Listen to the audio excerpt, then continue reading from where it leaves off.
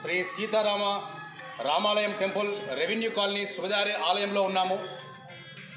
ఈరోజు వైకుంఠ ఏకాదశి పర్వదినాన్ని పురస్కరించుకొని యావత్తు revenue colony Subedari postal colony పరిసర ప్రాంతాల్లో ఉన్నటువంటి అశేష భక్తులు ఈ స్వామివారి సన్నిధిలో ఉన్నాము. మా ఆలయ ప్రధాన అర్చకులు శ్రీకాంత్ అయ్యగారు మరియు కాలనీ పెద్దలు అందరి యొక్క సహకారంతో గత అనేక సంవత్సరాలుగా భక్తుల యొక్క నమ్మకం తగ్గట్టుగా కోరికల మేరకు సీతారామ లక్ష్మణ దీవెనలతోటి విజయవంతంగా కొనసాగుతున్న సుబేదారి రెవెన్యూ కాలనీ రామాలయం టెంపుల్ సన్నిధిలో ఉన్నాము. ఈరోజు ప్రతి ఒక్క హిందువుని కూడా వైకుంఠ ఏకాదశి అనేది అత్యంత ముఖ్యమైన రోజుగా లక్షలాది మంది కోట్లాది మంది హిందూ భక్తులు తలుచుకునే ఈ రోజు నాడు ఉత్తరాన వైకుంఠ దశలో ఉత్తరాన దేవుడు ఉత్తర ద్వారం గుండా దేవుడు కోట్లాది మంది భక్తులకు ఆశీస్సులు ఇవ్వడానికి వేంచేసి ఉన్న అత్యంత పవిత్రమైన రోజు.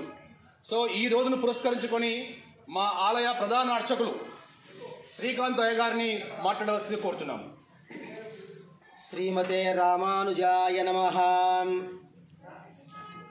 ప్రియ భగవద్బంధువులారా, శ్రీ సీతారామాంజనేయ స్వామి దేవాలయం రెవెన్యూ కాలనీ సుబేదారిలో వేంచేసినటువంటి స్వామివారి వైభవం వర్ణాతీతం. ఈ సందర్భంలో శ్రీమాన్ చిలువేరు శంకర్ గారు ప్రముఖ సామాజికవేత్త. వీరు ఎక్కడైనా సరే దీనులు కనబడితే వారిని సేవించి వారిని ఉద్ధరించి చేయటం వారికి అలవాటు. అటువంటి ఆయన ఇవాళ స్వామి దగ్గరకు వచ్చి ఈ స్వామి వైభవాన్ని మాకు తెలియపరచండి, మన కాలనీలో ఎంతో వైభవంగా జరుగుతున్నది కదా, అసలు వైకుంఠ ఏకాదశి ముఖ్య విశేషాన్ని మాకు తెలియపరచండి అని ఈరోజు మమ్మల్ని అడిగారు. ఈ సందర్భంగా శ్రీ సీతారామాంజనేయ స్వామి వారి కృపచేత ఈ ఆలయం ఎంతో వైభవంగా నిర్వహించబడుతున్నది. ఆలయ ప్రధాన నిర్వాహకులైనటువంటి టి సోమేశ్వరరావు గారు మరియు కందుల మురళీమోహన్ రావు గారు, ప్రసాదరావు గారు ఇత్యాది ముఖ్యమైనటువంటి వారందరూ కూడా స్వామి కైంకర్యాల్లో పాల్గొని మరియు ధనుర్మాస ఉత్సవాల్లో చాలా వైభవమైనటువంటి రోజు, ముఖ్యమైనటువంటి రోజు. ఈరోజు శ్రీ వైకుంఠ ఏకాదశి కంటే విశేషమైనటువంటి ఇంకొక విషయం ఉన్నది. గీతా జయంతి ఈరోజు, భాగవత జయంతి కూడా ఈరోజు. ఉత్తరాయణ రాబోయేటువంటి ఉత్తరాయణ పుణ్యకాలానికి సూచికగా ఈ యొక్క శ్రీ వైకుంఠ ఏకాదశి. పుట్టిన ప్రతివాడు కూడా పరమాత్మని చేరుకోక తప్పదు, ఎందుకంటే అక్కడి నుంచి వచ్చాం మనందరం కూడా. కానీ తప్పిపోయినటువంటి పిల్లల వలె ఈ భూలోకంలో తిరుగుతూ ఉంటాం మనము. కానీ మన తల్లిని చేరుకోవడానికి మరలా ఎంతో సమయం పడుతుంది. మళ్ళీ ఆ తల్లే పిలుచుకోవాలి మనల్ని. ఆ తల్లి గొంతు విన్నప్పుడే తల్లి దగ్గరికి చేరుకోగలం.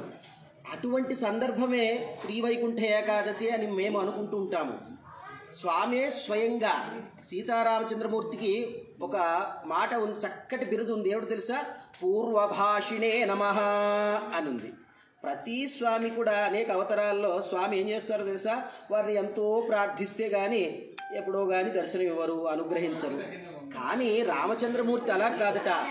తన కోసం వచ్చేటువంటి భక్తులని ముందుగానే, అంటే వారు పలకరించడానికి ముందుగానే వారి దగ్గరికి వెళ్తారట. ఏమయ్యా బాగున్నావా, ఎందుకు వచ్చావు రా అని అడిగేటువంటి గుణం కలిగినటువంటి వాడు సీతారామచంద్రమూర్తి. అటువంటి స్వామి దగ్గర ఈరోజు శ్రీ వైకుంఠ ఏకాదశి పర్వదినం నడుస్తోంది.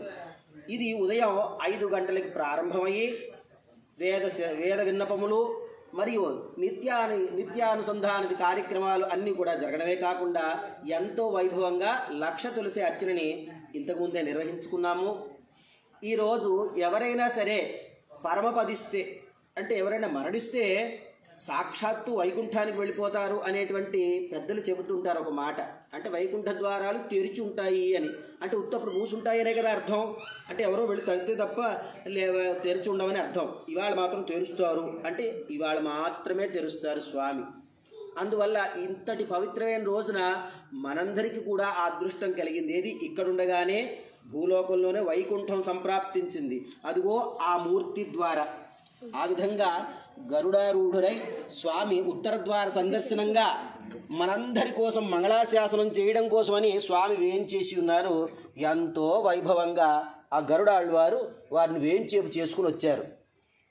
ఇటువంటి శుభదినాన భక్తులందరూ కూడా నియమనిష్టలతో భక్తి శ్రద్ధలతోటి ఉదయాన్నే ఆలయానికి వచ్చి స్వామివారి ఉత్తర ద్వారం ఎప్పుడు తెరుచుకుంటుందా అని ఎదురు చూసి ఆ మధురమైన ఘట్టాన్ని ఆస్వాదించి స్వామి యొక్క మంగళాశాసనం పొందారు. అదేవిధంగా ప్రతి సంవత్సరం కూడా ఒక అలవాటుగా ఆనవాయితీగా ఆహ్లాదంగా చేసుకునేటువంటి లక్ష తులసి అర్చన కూడా ఎంతో వైభవంగా పూర్తి అయింది. ఇప్పుడు ఈ ఆలయంలో స్వామివారి మహాత్మ్యము మేము అర్చకులుగా చెబితే అతిశయోక్తిగా ఉంటుందేమో. కాదు, అర్చకుడని కాదు, భక్తుడి దగ్గర నుంచి అర్చకుడి వరకు ఒకటే న్యాయం ఈ రామచంద్రమూర్తిది. ఎంతటి దయామయుడంటే ఆర్తిగా మీరు ధర్మంగా ఏది అడిగినా కూడా ఆ స్వామి నెరవేర్చేటువంటి స్వామి. తిరిగి ప్రతిఫలాన్ని అంటే ఇస్తానంటే కోపం వస్తుంది స్వామికి. నేను ఫలానాటువంటిది ఇస్తే మీకు ఫలానా సమర్పించుకుంటాను స్వామి అంటే కోపం వచ్చేటువంటి స్వామి ఎవరన్నా ఉన్నారు అంటే ఇక్కడ మా స్వామి, మా సీతారామచంద్ర స్వామి వారికి కోపం వస్తుంది. సమర్పించేసేటువంటి వారే ఆజ్ఞాపిస్తారు, ఇగో మాకు ఈ వస్తువు కావాలి, ఫలానా వాళ్ళరా ఈ వస్తువు చేసి పట్టరండి అని వాళ్ళ మనసులో ప్రవేశించి చేయించుకునే స్వామి. అటువంటి స్వామి మన స్వామి. కాబట్టి ఇక్కడ ప్రదక్షిణ వ్రతం చేస్తే చాలు, వారి చుట్టూ ప్రదక్షిణ చేసి ఆ యొక్క ఈశ్వరుడు అందించినటువంటి ఏదైతే తారక మంత్రం ఉన్నదో, శ్రీరామ రామ రామేతి రమే రామే మనోరమే సహస్రనామ తత్తుల్యం రామనామవరాననే, ఈ నామాన్ని పరమేశ్వరుడే కనిపెట్టాడని సంగతి ఎంతమందికి తెలుసునో. కానీ ఇప్పుడు చెబుతున్నాను వినండి. విష్ణు సహస్రనామాల్లో ప్రస్ఫుటంగా ఉంటుంది ఈశ్వర ఉవాచ అని. అంటే ఎంతటి శాంతి కలిగించేటువంటి మంత్రం కాకపోతే సాక్షాత్తు మహాదేవుడే ఈ మంత్రాన్ని కనిపెట్టుకుంటారు. కాబట్టి మన కోసం కనిపెట్టారు, వారి కోసం కాదనే సంగతి గ్రహించి ఆ యొక్క ఏదైతే తారక మంత్రం ఉన్నదో దాన్ని అనుసంధానం చేసుకుంటూ మన ఆలయంలో ప్రదక్షిణ వ్రతం చేస్తేట ధర్మంగా ఉండేటువంటి కోరికలు తీరుతాయని మేమే సాక్ష్యంగా అందరికీ కూడా సాక్షిభూతంగా చెబుతున్నాము. అలాగే ఇక్కడ స్వామివారి వైభవం ఎవరైతే నిర్వహించాలో, ఎవరు ఏ కార్యక్రమం చేయాలో స్వామే స్వయంగా నిర్ణయించుకుని చేయించుకుంటారు ఇక్కడ. అటువంటి వైభవం శ్రీ వైకుంఠ ఏకాదశి రోజు శ్రీమాన్ చిలివేరు శంకర్ గారు ఇక్కడికి వచ్చి ఈ స్వామి వైభవాన్ని మాకు తెలియపరచండి అన్నారు. వీరి యొక్క పోస్టింగ్లు మేము చూస్తూ ఉంటాం అప్పుడప్పుడు. రామానుజుల వారికి ఉండేటువంటి ఒక లక్షణం ఒకటి ఉన్నది, దళితవాది వాగ్వైభవం అనేటువంటిది రామానుజు వారి లక్షణం. ఎలాగునంటే చదువుకున్న వాళ్ళు ఓకే, ఎలాగో అలాగో ఉజ్జీవిస్తారు, చదువు జ్ఞానం లేకపోతే ఎలాగాని. మరి చదువు లేని వారు దీనులు ఎలా బతుకుతారు? పెరుమాళ్ళు లేకపోతే కనీసం పెరుమాళ్ళన్నా ఉండాలి కదా, వాళ్ళకి ఎలాగో చదువు లేదు. సరే పెరుమాళ్ళు లేకపోతే వాళ్ళు ఎలా బతుకుతారు? వాళ్ళకి పెరుమాళ్ళ మార్గాన్ని చూపిద్దాం అంటే భగవంతుడి యొక్క మార్గాన్ని చూపిద్దామని ఆ యొక్క అష్టాక్షరి మంత్రాన్ని అందరికీ ఉపదేశించేశారు. అది మహామంత్రం, రహస్య మంత్రం. కానీ కూడా అయినా సరే నాకు పాపం వాళ్ళందరినీ చూస్తే జాలి వేస్తోంది. ఓన్లీ మనమేనా వేదాలవి చదువుకున్న వాళ్ళమేనా పరమాత్మను చేరుకునేది? అందరూ చేరుకోవాల్సిందే అనేటువంటి తత్వాన్ని కలిగినటువంటి వారు రామానుజుల వారు. తర్వాత మనుషుల్లో కూడా కొంతమందిని చూస్తుంటాం, దైవం మానుష రూపేణ అని చెప్పినట్టుగా. ఇదిగో ఈ చిలువేరు శంకర్ గారు కూడా అదేవిధంగా మీరు కూడా చూస్తూ ఉండొచ్చు. నేను చాలా తక్కువ చూస్తుంటాను పోస్టింగ్లో. ఎక్కడైనా ఎవరైనా బిచ్చగాడు కానీ ఎవరైనా పాపం అమాయకుడు కానీ మతిస్థిమితం లేనివాడు కనబడినప్పుడు చేస్తుంటాడు. అటువంటి వారు వచ్చి మా ఈ కోవల యొక్క వైశిష్ట్యాన్ని అడిగారు, మరియు స్వామి యొక్క విశేషాన్ని కూడా అడిగారు.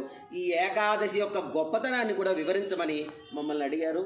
ఈ సందర్భంగా భీష్మ పితామహుడు చెప్పినటువంటి ఆ విష్ణు సహస్రనామం ఏదైతే ఉన్నదో వారు కూడా ఉత్తరాయణ పుణ్యకాలం ఎప్పుడు వస్తుందా అని ఎదురు చూసి ఉత్తరాయణ పుణ్యకాలం వచ్చాకనే పరమపదానికి చేరుకున్నారు వారు. వారు ఎందుకు అలా చేరుకున్నారంటే వారికి ఇచ్ఛామరణం అనేటువంటి వరం ఉన్నది. అంటే వారు ఎప్పుడు అనుకుంటే అప్పుడు పరంపదానికి వెళ్ళొచ్చు, అంటే పెరుమాళను చేరుకోవచ్చు భగవంతుని. అలాంటి వరాన్ని పొందినవాడు భీష్మ పితామహుడు. అందువల్ల ఏం చేశాడు, ఈ దక్షిణాయనంలో వద్దు, నేను ఉత్తరాయణ పుణ్యకాలం రాని అప్పుడు పరమాత్మని చేరుకుంటాను అని చెప్పేసి భగవద్గీత, విష్ణు సహస్రనామాది కీర్తనలన్నీ, అంటే శ్రీహరి కీర్తనలన్నీ చేసుకుంటూ, స్తోత్రపాఠాలన్నీ చేసుకుంటూ, అదిగో మనందరి కోసం చల్లని స్వామి అన్నమాట మన స్వామి. ఉత్తరాయణం దాకా అవసరం లేదు, ఇంకా 14వ తేదీ కానీ ఉత్తరాయణం రాదు, కానీ మనకి ముందే ఇచ్చేసాడు పరమపదాన్ని. ఇవాళ స్వర్గాన్ని ఇక్కడే చూపించాడు మన స్వామి. ఇదిగో ఇదేరా వైకుంఠము అని మన వైకుంఠరాముడు మనకి ఉత్తర ద్వారం ద్వారా మనకి తెలియపరిచాడు. ఆత్మానందమే పరమాత్మ, అందరూ గుర్తుపెట్టుకోవాలి. పరమాత్మ అంటే ఏదో వచ్చి మన ఇంటికి వచ్చి మనం ఇచ్చేటువంటి సాపాటో లేకపోతే టిఫిన్లో ఏవో తిని ఆనందపడి మనకేదో కాస్త డబ్బో ధనమో ఏదో ఇస్తాడనుకోవడం చాలా పొరపాటు. ఇప్పుడు తెలుస్తోందిగా, ఈ కరోనానో ఉపద్రవమనో ఇంకోటనో ప్రజలందరూ కూడా ప్రపంచమే బాధపడుతున్నటువంటి సమయం ఇది. ఇప్పటికీ తెలుసుకోకపోతే పాపం పరమాత్మ నవ్వుతాడు, ఇంతకు మించి ఏం చేయలేడు మన కోసం. ఇన్ని మెట్లు దిగి రాలేడు ఇంకా స్వామి, ఆల్రెడీ కిందకే ఉన్నాడు స్వామి ఎక్కడో. మనం పైకి ఉన్నాం, మనం కళ్ళు ఎక్కడో పైకి చూస్తున్నాయి, కానీ మన సన్నిధిలోనే ఉన్నాడు మన స్వామి. కులదైవమై ఇష్టదైవమై మన స్వామి ఎప్పుడు మన ఇంట్లోనే ఉంటాడు, మన మనస్సుల్లోనే ఉంటాడు స్వామి. అటువంటి స్వామిని ఆశ్రయించి ఎలా జీవించాలంటే ఉజ్జీవించాలో ఆ విధంగా ఉజ్జీవించి ప్రజలందరూ కూడా సుఖశాంతులతో ప్రపంచ శాంతి కలగాలని శ్రీ వైకుంఠ ఏకాదశియే కాకుండా మన ఆలయంలో ఎంతో ప్రాముఖ్యం కలిగినటువంటి ధనుర్మాసోత్సవంలో కూడా ప్రథమమైన రోజు మా అండాళ్ళు గోష్ఠి అందరూ కూడా ఇదే సంకల్పాన్ని చెప్పి ప్రారంభించాము. ఆ 30 పాసురాలు అనేటువంటి పాటలు పాడే విధానాన్ని ఇదిగో ప్రపంచ శాంతికి వినియోగిస్తున్నాం మనం. ఈ సంవత్సరం ఫలితాన్ని ప్రజలందరికీ పంచుదాం అని చెప్పి సంకల్పం చేసుకున్నారు. దానికి మన రామచంద్రమూర్తి మంగళాశాసనం కలిగి అందరూ భక్తులు అనబడేవారే కాదు, మిగిలిన వారు కూడా భక్తులే, వారు కూడా స్వామి పిల్లలే, వారు కూడా సుఖంగా ఉండాలి. మేము సత్యనారాయణ వ్రతంలో చెప్పినట్టుగా పూర్వ కర్మ వల్ల మాత్రమే కొందరు తప్పు చేస్తుంటారు, దానికి బుద్ధి కర్మానుసారేణ అని జాతకం కూడా చెబుతోంది. ఎందుకు అంటే కర్మలను బట్టే ఆ విధంగా ఉంటారు తప్ప పుట్టుకతో ఎవరు చెడ్డవారు కాదు. వారు కూడా మారి, అంటే ఇప్పుడు ఇలాంటి ఉపద్రవాలు చేసేవారందరూ కూడా మారి ప్రపంచ శాంతి కలగాలి అని చెప్పి మంగళాశాసనం చేయటం. చదువుకున్నవారు కూడా ఈ రోజుల్లో జ్ఞానాన్ని కలిగి లేకుండా ఉండడం అనేటువంటిది చాలా బాధించేటువంటి విషయం. ఆ హయగ్రీవ కృపచేత ఆ సీతారామచంద్రమూర్తియే హయగ్రీవ స్వామిగా వెలసి అందరికీ కూడా సజ్ఞానాన్ని ప్రసాదించి అఖండ ఆరోగ్యాన్ని సౌభాగ్యాన్ని కలిగించాలని శ్రీవైకుంఠ ఏకాదశి పర్వదినం రోజున సమస్త ప్రజలు, సమస్త లోకాలు, అన్ని లోకాలు కూడా సుఖంగా ఉండాలని అనేక మంగళాశాసనములతో అగ్రత పృష్ఠతశ్చైవ పార్శ్వదశ్చ మహాబలౌ ఆకర్ణపూర్ణ ధన్వానౌ రక్షేతాం రామలక్ష్మణౌ శ్రీ సీతారామచంద్ర పరబ్రహ్మణే నమః. రాజా రామచంద్ర భగవానికి, సీతా మాయికి, లక్ష్మణ ప్రభుకి, పవన సుత హనుమానికి జై శ్రీమన్నారాయణ. సో అయ్యగారికి, శ్రీకాంత్ అయ్యగారికి ఈ సందర్భంగా అనేక భక్తులు ఉన్నప్పటికీ కూడా ప్రతిదీ కూడా తెలవాలనే ఉద్దేశంతో ఇంపార్టెన్స్, వైకుంఠ ఏకాదశి యొక్క ఇంపార్టెన్స్ని యావత్తు ప్రజానికం తెలుసుకోవాలన్న ఒక ముఖ్య ఉద్దేశంతో ఈరోజు ఇంత మంచి అవకాశం, అది కూడా వైకుంఠ ఏకాదశి నాడు నాకు ఆ దేవదేవుడు మరియు శ్రీకాంత్ అయ్యగారు రెవెన్యూ కాలనీ టెంపుల్ యొక్క అథారిటీ ఎవరైతే ఉన్నారో వారి యొక్క ఆధ్వర్యంలో ఈరోజు ఇంత మంచి కార్యక్రమం చేసి లక్షలాది మంది భక్తులకు ఈ విషయాన్ని తెలిసే అవకాశము ఇచ్చినందుకు మీకు పేరు పేరున ప్రతి ఒక్కరికి కూడా ధన్యవాదాలు. జై శ్రీమన్నారాయణ. రామార్పణం రామార్పణం. జీవ శరదో వర్ధమానాః జ్యేష్ఠమిదిగమో భవతి శతమితి శతం దీర్ఘమాయుః వర్ధయేన వర్ధయంతి శతమేన శతాత్మానం భవతి శతమనంతం భవతి శతమైశ్వర్యం భవతి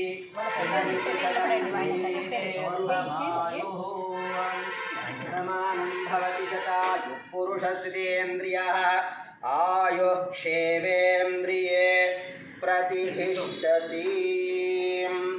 రామచంద్ర